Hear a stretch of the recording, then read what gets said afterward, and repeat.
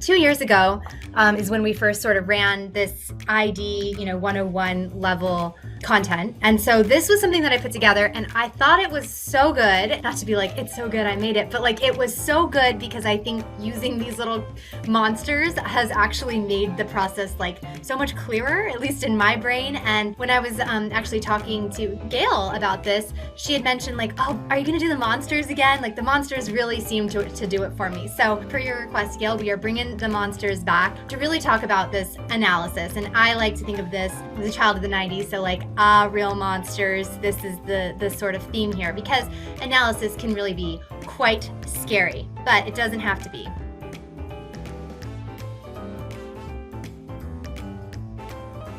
So let's talk about what happens in something called pre-project kickoff. So this is really talking about what's beginning before anything ever crosses your desk as an instructional designer. What's happening on the back end with the business, usually, that you're not necessarily super privy to. So Sabrina, you talked about, a new onboarding course. Like, what are the business decisions that led to the point where they've then given you this request, right? So this is really interesting background just to kind of think about what's happening. All right, so here is our stakeholder. Usually what triggers a training request is that a business problem arises. And in this case, our stakeholder owns a burger cart and says revenue is down 10% this month. This is a huge issue.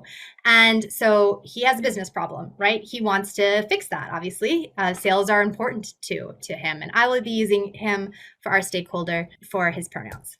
Okay, so our stakeholder then says, our team must not be upselling products like we told them to. And I think that that's really like a very common reaction that stakeholders have, where they assume that the reason that the business problem is occurring is because like the team's doing something wrong or they're not following directions. So they think that they've really pinpointed the problem. Like, oh, the problem is that they're just not doing what we told them to. We gave them training on this before. Like, why aren't they doing it anymore? So they think that they have the answer. Like, the problem is here. The question though is like, do they really know what the problem is? So that's a question mark that we will continue to address. But usually they're kind of frustrated at this point. Like, sales are down, the team's, in their opinion, messing up and they need to fix it. Usually the stakeholder is like middle management that's under the gun and like expected by their leaders to deliver on something. And in this case, our stakeholder is not able to. So what happens next is the stakeholder really decides how they think that the problem should be solved. So they see the problem, we're down 10%, and the stakeholder says, we need to remind our team how to upsell drinks and fries with every order. That's going to do the trick. So just remind our team people, those who are on the floor, front of house, saying, you need to do this. Like we have told you this before. In order to increase sales, we need to remind you to always be upselling that extra add-on. And that'll fix it, right? So he just sort of assumes that reminding them or maybe retraining them, that'll be the end all be all. And at that point, that's really when the stakeholder's like, oh, okay, like we need training on this. I'm just a stakeholder. I'm not making training, but we are going to have to figure that out. So if you're working in-house, that might look like the stakeholder reaching out to the training team or to L&D or to what I'm seeing a lot more these days is that there's like a sales training team and maybe like like at Gusto, we have like customer excellence. So there's a training team for that. So who is actually getting this project request? It depends on the agency. It depends on the organization. And sometimes this might be the stakeholder saying, there's literally nobody here who does training. So I have to seek an outside vendor who's going to help me with this. But at their point where they're reaching out, they kind of think that they know exactly what is needed. All right, so this is all happening like behind the scenes before the training team or the LXDs or IDs really are ever involved. So we see up here, the stakeholder is panicked. And then the training team is just like, they're just hanging out. So I'm now watching Euphoria. So I feel very cool. In 2020, this referenced Tiger King. So, trying to keep it with the times. All right, so this really leads us to the project intake and request. So just to kind of set the stage of like what's happened by the time that you've actually reached a communication with the stakeholder. They are frantic usually at this point. So they will approach the learning team or the training team or the vendor or even you as a freelancer with their project request. And they are like we need your help. You're the only ones who can save this, and it's urgent, and I need you to start immediately, and it's due in 2 weeks. Like they often are like very frazzled. Not all the time. Like sometimes they are less frazzled, but almost always by the time a training request, if it's actually formalized, crosses your desk, like the clock is ticking. And so there is sort of this sense of urgency there. The training team, you as the LXD or instructional designer, or in this case, this jolly, happy bunch of designers, they're like, of course, like we are so happy to help you, but we need more information first. And so who's saying this in response? This could be your manager if you're an ID on a team. This could be you if you are an individual, say, sole proprietor or you're a contractor and someone reaches out to you individually to do a project. Happy to help. I'm not going to commit to anything until I get more information from you. So it's really, really important that you understand that project request. So at this point, this is like cake number one that we did together. If all of you were to have stopped me and said, okay, like happy to make a cake, but we're going to need a little bit more information first. Like, who is the cake for, right? So these are just a few really, really good questions for you as an instructional designer to ask the stakeholder, or for your manager to be asking the stakeholder after that project request comes through. So these are a few. There are dozens. So this is not an exhaustive list, but usually it's what is the business problem, right? So in the back, like we know that Mr. Stakeholder has had trouble with his sales. So in that sense, the business problem is sales are down. Like, who's the audience? Who is actually, who are we building for? I always like to ask, what is the ideal timeline? I know sometimes folks are like, let's not do that right up front. That doesn't necessarily matter. We'll figure that out together. We will analyze, and then we'll come back to you with a recommendation of how long we'd like it to take. That is super idealistic thinking and never like practical. I love that. It just is usually by the time, like I said, this training request crosses your desk, the time is like now. But so it's nice to know, okay, today, what do you think that this can be delivered in? Like, what would you ideally like to have this delivered in? And I like to say ideal, right? And then also, who's the subject matter expert? So is it this stakeholder who seems to maybe he either owns or maybe operates, or maybe he's sort of a district manager of these burger carts? Is that person the right subject matter expert, or are they a stakeholder? And I think that is a really important sort of distinction to make. The stakeholder is the one who has a stake in the project. In this case, like his tush is on the line if his sales don't get back up. He's the stakeholder. He's the one who's really commissioning this request. But he might not be the subject matter expert. The subject matter expert, or the SME or the SME, that might be someone who's actually watching those people sell the burgers. It might actually be a shift lead, potentially. Someone who's actually there with the employees or with the learners, in this case, on the ground floor, understanding, okay, in theory, this is how the business thinks things are working, but like, how's it really working? So that might be someone that you ask, the stakeholder, great, is there anyone else that I can be connected with to really get a little bit more information about this? Great opportunity to ask about source material, which I know comes later in this deck, but we'll talk a little bit about that. Those are just a few kind of like great questions. So when it comes to intake, you might ask yourself, like, how does this all happen? Honestly, it happens 1,000 different ways. Somebody might email you. Somebody might send a form. If you are a super organized training team, power to you. An intake form is an awesome idea to have all of these sort of bucketed out in advance so that the stakeholder is basically filling these out for you. That's awesome. I don't think that's like something anyone ever really has time for, but it's a great idea. But the two really important questions that come to mind, and I want to credit probably Kathy Moore for this, but also the author whose name escapes me now, of Design for How People Learn. Like, these are really, really great questions. Like, if you can answer these two questions, you can design your training. And the number one is, what does a learner need to be able to actually do after completing this training? And also, what does success look like? So what does success look like for the business? What does success look like for the learner being able to accomplish those things? So the real key piece here for me, and also for Kathy Moore, is like, what do they need to be able to do? And so I'm going to just pause here, because I think as learning experience designers, and Kathy Moore talks about this a lot, like we are not order takers. We are not really meant to just like make content, push out courses that include every single little thing that the stakeholder gives to us. That's actually going to create really poor design, not effective training. And if they aren't able to really narrow in their focus, which we'll talk about more next week and in the following week, writing learning objectives, like it's probably not training at all. Like it's probably a guide of some kind. So Kathy Moore will talk about job aids, a quick reference guide, a PDF one-pager. So really trying to figure out like what do they need to be able to do with this? It might just be like a wiki page, honestly, where there's just information that they can resource really quickly. So yeah, these questions, like I've made them hot pink. They are like your golden questions. Don't get out of your intake situation, whether that's being on the phone with a stakeholder, whether that's email back and forth, or whether that's an actual kickoff call with them.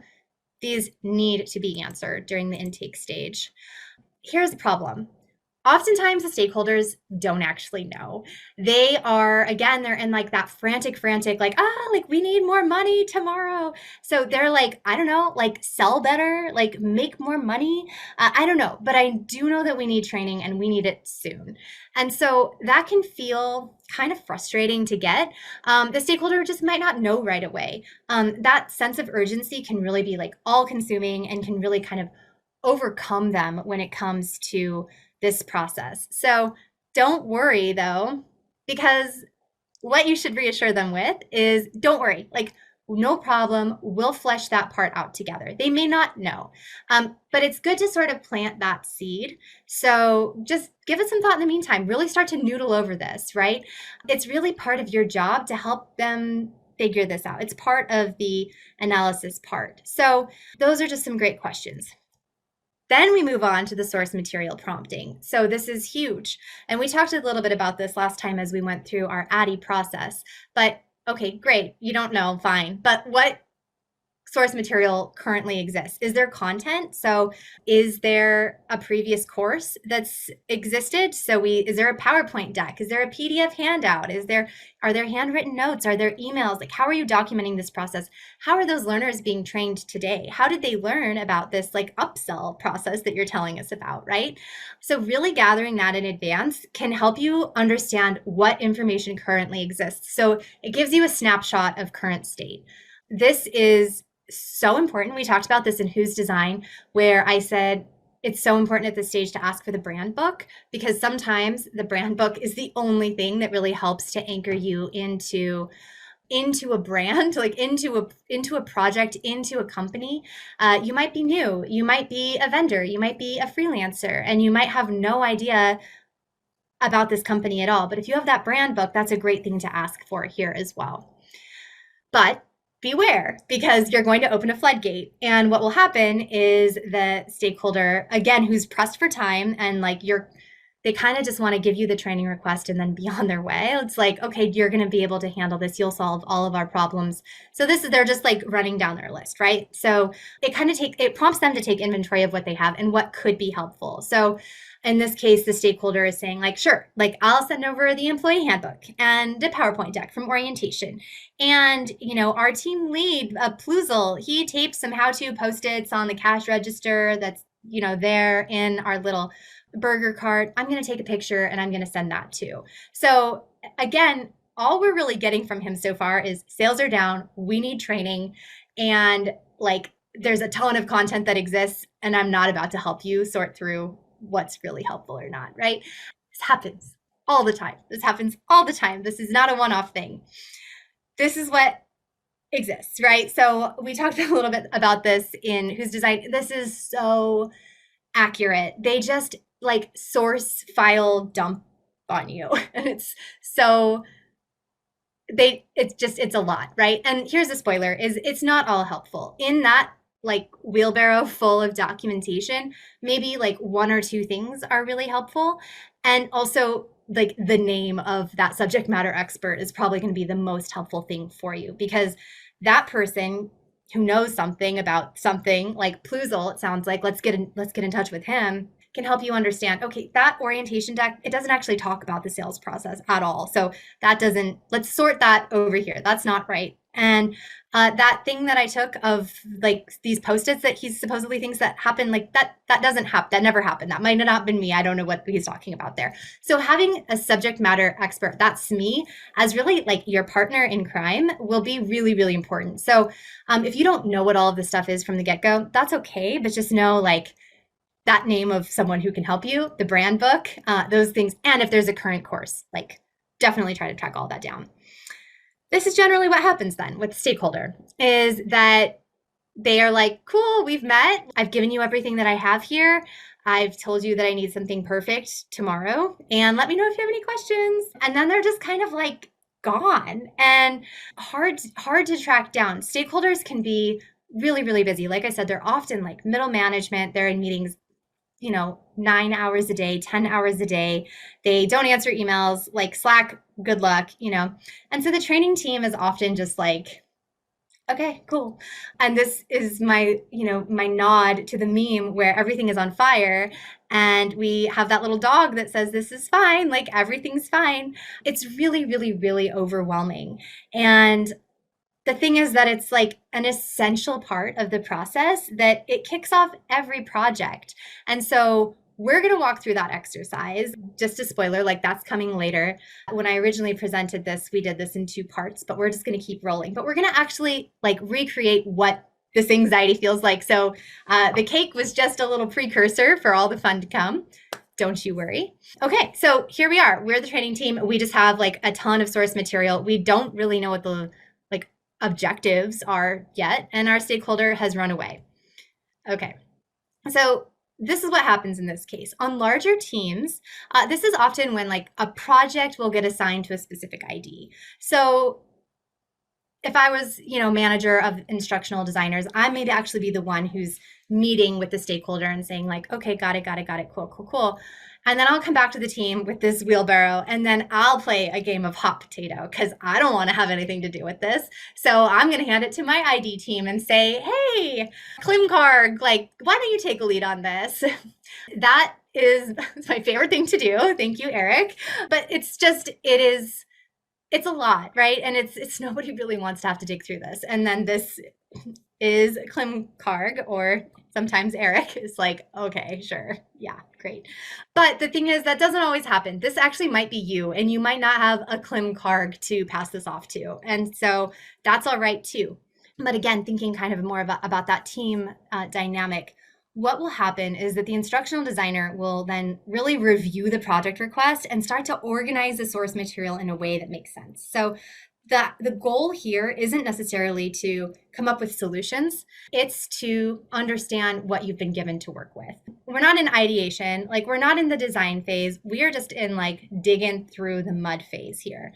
And so here is the ID manager, or you, depending, So we really need to do our research before committing to anything like that timeline. Remember I mentioned earlier when I said, what's your ideal timeline? And they say 2 weeks from now, and then you have 500 pieces of source material to go through. And you're thinking, well, actually, it's probably going to take me like 2 weeks to just go through all of that. So it's really, really important for yourself, if this is you, or for your manager, or for your lead, or for your PM to say, we are not committing to literally any timeline until we look through everything that we have here. We have to really assess and see what we're working with. So dive in and do a content inventory. See what we have, see what we still need. And this content inventory, I'm going to say, I do it, and I recommend that every ID I work with does it. I don't know that this is like always called content inventory. I don't know that this is a part that everybody always does or calls it this, but it's just sort of understanding, okay, I've been given 10 pieces of source material. Like, what are they? Where do they all live? Maybe, oh gosh, I don't even go into this in this deck, but like probably what will happen is the stakeholder is going to email you one thing on a Monday, then he might Slack you another thing on a Tuesday, and then maybe you'll get some forwarded email with an attachment that's down at the bottom on like Thursday. And so you're getting all of this source material sort of like trickled down. Like it's best to get it in one pack, but like that never, ever, ever happens. And kind of when the stakeholder is uncovering all their source material, they'll be like, oh yeah, I forgot about this other training. Let me put that on there too. And so it's just like email is just getting sent to you. So I say probably best practice here is like give them a couple days. Be like, get me all of your source material by Friday so that I can get started by Monday. So give them a couple days to really get everything going. That's really important. So again, name of the game here, really wrapping your head around the project request and just like what is needed. Okay, so this upfront work, like I said, is called the needs analysis. Some people might call it, a needs assessment, but basically it's just helping you as the instructional designer or the LXD understand what the problem is, both the business problem as well as potentially the knowledge gap, the training gap, and then how to solve it. So again, you're not trying to do that yet. You're just getting prepared to do that. So the manager / possibly you, when you're so wise and have all this experience, you say, I have a hunch that there's more here to this so-called training need than meets the eye. So it's really we have to investigate and find out what the real problem is and the best way to solve it. So when we're talking about our design thinking, which we referenced last week, this is really defining our problem. So that's important. The other piece of design thinking, again, was building empathy with our end user, which at this point we think we know is the frontline burger, customer service, sellers, like those who are actually interacting with the customers and selling the product. So just something to think about. We then need to like find out more about them. Okay, so let's see. So this process really does it varies from person to person, but here's what I suggest that you do at this point. So after you get all of that information, you sort of dump it, you let it percolate, try to get it by a Friday, dive in on a Monday, block off your calendar for a week if you can, and really start to understand what exists. The next thing you want to do after that is, after you've had a chance to really think thoughtfully, is to kind of kick things off. So this is often called a kickoff call. It's great to hop on the call with the stakeholder. At this point, hopefully we'll also be able to talk to Pluzal, which is our team lead, who has a lot more information. Remember, he's the one who's there with the frontline employees. Who else is included in this kickoff call? Really, this can be a lot of different people. This might be your visual design team if you're working with a visual design team. This might be your project manager. Maybe your project manager is actually setting this up for you, and we'll start to actually think about what does that project plan look like. This is just, the kickoff is anyone who's really essential, integral to the upfront pieces. People who aren't always included in a kickoff call might be people who will be developing maybe later down the road. It's great to have a developer in on this maybe, but also realistically that kind of might waste their time if they have other things that they're building. So maybe you don't bring them in. Maybe this really is just the instructional designer, that lead instructional designer, that person who's maybe the manager who's thinking a little bit more intentionally about big picture, how do we solve the puzzle? It may actually overwhelm the development team to bring them in at this point, because again, it's like building that cake before that you have all the pieces. They may want to start building and it's not quite ready to be built.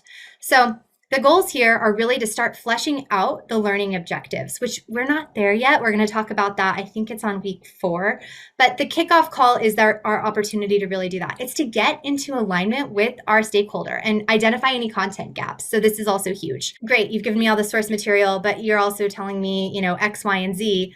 Where is that? Does that exist anywhere, or is that in Pluzal's head? Do I have to do independent research on my own to understand what is, the most effective way to upsell? Is that something that I have to do because nobody actually knows here how to do that? I'm the instructional designer. You'll often find as an ID that you have to build some content from scratch. I think back to my days at Zillow. This is shocking and probably horrifying, but I was never a recruiter, never really in HR whatsoever. And I had a very major role in designing how to interview candidates at Zillow. And it's because I had to just get my hands so dirty in the process. I had to just research. And so you will become your own subject matter expert when that happens. But ideally, you don't have to do that. You should not be the subject matter expert. You should be the novice walking in. So after that, after you've really had the kickoff, then you'll start to create an outline and start establishing the course flow after you have your learning objectives. I'm going to see how much more of this is relevant because I'm thinking that I might be kind of skipping a little bit ahead here. But the kickoff meeting really does give you an opportunity to ask extra questions that weren't really a part of the intake, right? It's like, okay, cool, you told me all this. Oh, but I have a follow-up question about this source material. Oh, but I have a follow-up question about this course.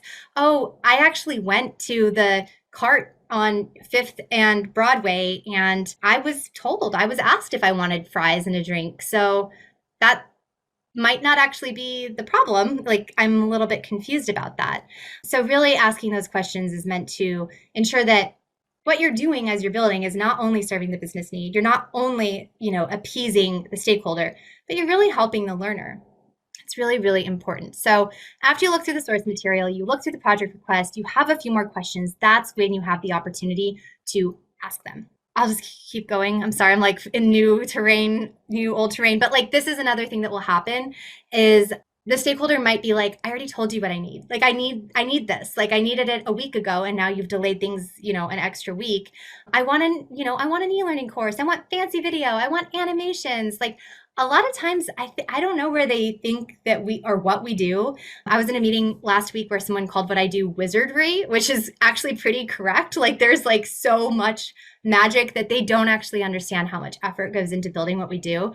So never commit to building like the extra special bells and whistles really truly until you understand what it is that they might not need video.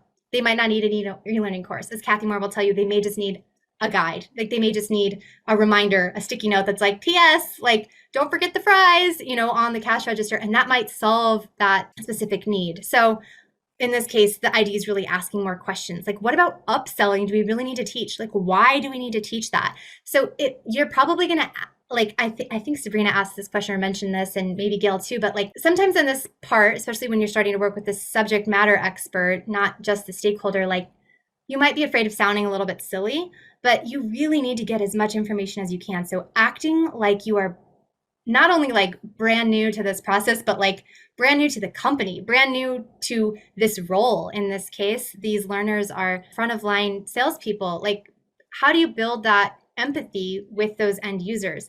Maybe you could ask Ploozle once you start to form a relationship with him, hey, like, can I actually come to the burger cart with you and see what happens there? I just want to see like what's really going on. How do you start to really build that empathy? How do you start to really understand who your end user is, who that learner really is? But again, like what does the learner need to be able to do after completing this training?